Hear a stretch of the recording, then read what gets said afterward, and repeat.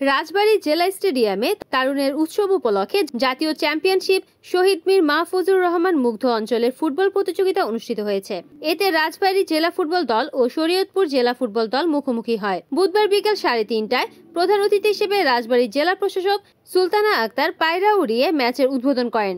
এ সময় রাজবাড়ী সদর উপজেলার নির্বাহী কর্মকর্তা মারিয়া হক, জেলা ক্রীড়া কর্মকর্তা আমানুল্লাহ আহমেদ ও জেলা ফুটবল অ্যাসোসিয়েশনের সভাপতি এবিএম মঞ্জুরুল আলম দুলাল উপস্থিত ছিলেন। প্রথমার্ধে সমান তালে খেললেও শরীয়তপুর 1-0 গোলে এগিয়ে যায়। দ্বিতীয়ার্ধে সমতায় ফেরার জন্য আক্রমণ চালায় রাজবাড়ী, তবে শরীয়তপুরের গোলরক্ষক প্রান্ত একের পর এক গোল রুখে দেন।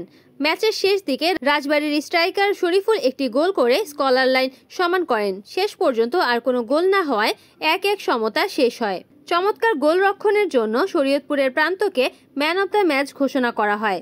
আগামী 17 সেপ্টেম্বর আবারও শরীয়তপুরে এই দুই দলের মধ্যে আরেকটি ম্যাচ অনুষ্ঠিত হবে।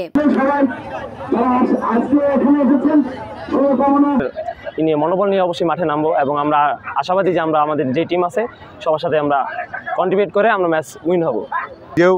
এখানে 64টি জেলা মনিটরিং করি এবং 8টি বিভাগ আমি মনিটরিং করি।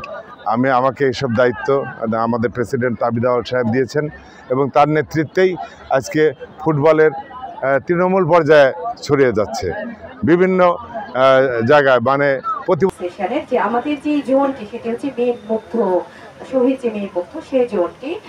তো আজকে যে দুটি টিম খেলবে, আমরা খুব উত্তেজনাপূর্ণ একটি এবং উপভোগ্য একটি ফুটবল ম্যাচ আজকে আমরা প্রত্যাশা করছি।